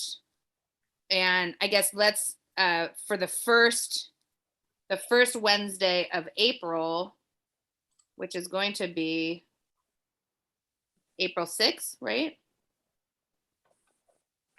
Is that what you all have? So then, Kate, and for the rest of you guys, is anyone not available if we set a goal session on April 6th? Does that give everyone enough time now to block that time on their calendar? Would it Okay. be Do you meeting? want to go over the lunch hour from 12 to 2? Does that help, Kate? Well, Yeah, for sure. And I can be flexible. Noon would be better, way better than 10 o'clock. For me, yes. okay. Noon, that works for me too, Mike. So, Did we come to a conclusion on March 2nd? Are we meeting at 2?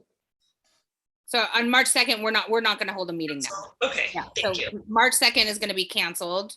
We will have an executive session at our next council meeting.